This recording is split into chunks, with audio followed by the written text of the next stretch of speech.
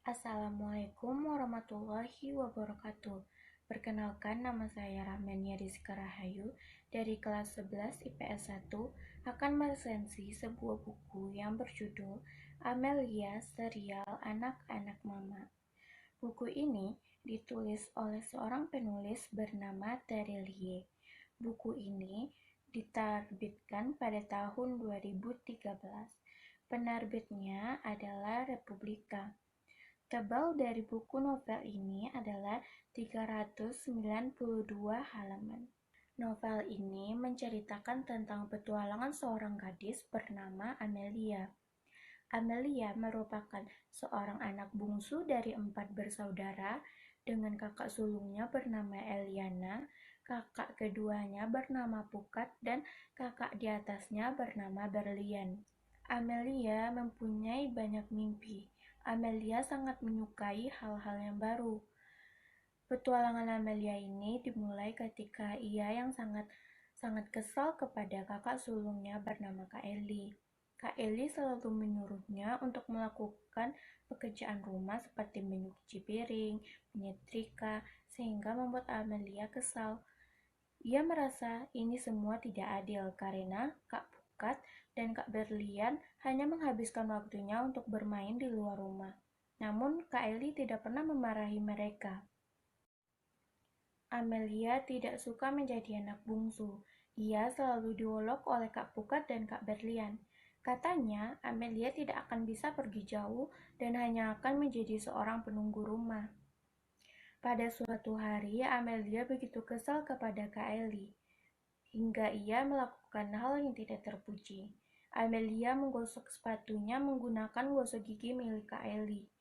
Mengetahui gosok giginya dirusak, Kak Eli mengadukan hal ini kepada bapak. Pada awalnya, Amelia tidak ingin mengakui perbuatannya dan takut. Namun Amelia tetap mengakui perbuatannya dan mengaku hal itu adalah perbuatan yang salah.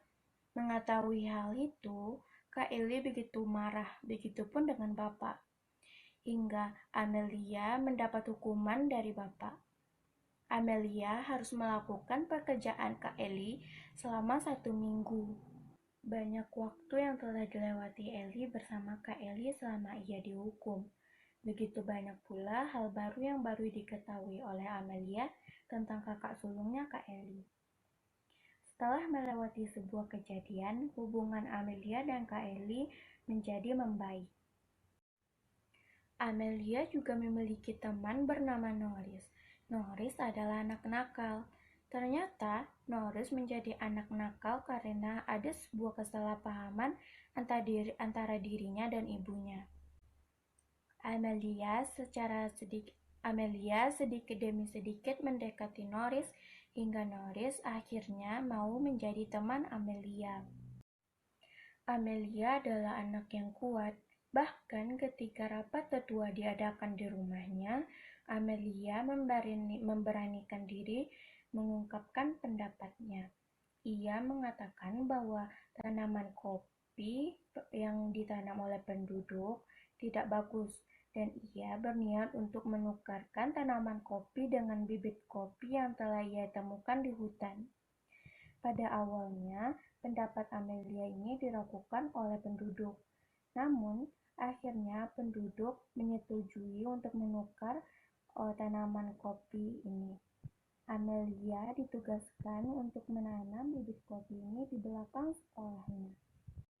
Novel ini mengajarkan kita bahwa segala hal harus dilakukan dengan kerja keras dan tidak lupa disertai dengan doa. Dalam novel ini digunakan pula bahasa yang mudah dimengerti dan sederhana. Namun, penulis dapat menggugah emosi para pembaca saat membaca novel ini. Pembaca dapat merasakan emosi para tokoh dalam situasi yang diceritakan. Contohnya ketika Kak Elia menggendong Amelia saat kaki Amelia terluka di hutan, membuat hati para pembaca terhanyut dalam cerita dan tak sadar telah mengeluarkan air mata. Alur dalam novel ini pun tidak mudah ditebak, sehingga para pembaca semakin penasaran dan terus mengikuti jalan cerita yang diceritakan dalam novel ini. Namun, novel ini juga tidak luput dari kesalahan. Dalam novel terdapat penggalan kata yang kurang hurufnya. Dalam novel juga terdapat tokoh yang tidak diceritakan latar belakangnya oleh penulis. Penulis hanya membuat keterangan atau uh, mengatakan lihat di novel Pukat. Jadi, pembaca harus membeli buku lainnya. Novel Amelia seri anak-anak mama ini sangat bagus dan direkomendasikan untuk dibaca oleh anak-anak maupun orang dewasa, karena novel ini bisa dinikmati oleh siapa saja. Novel ini memiliki pesan-pesan penting yang disampaikan oleh penulis kepada para pembacanya. Bagi anak-anak, novel ini mengajarkan pentingnya mengenyam pendidikan, sikap pantang menyerah, mengajarkan kepada anak apa saja tugasnya ketika berada di rumah, tidak pilih-pilih teman, dan selalu mendengarkan dan menuruti perkataan orang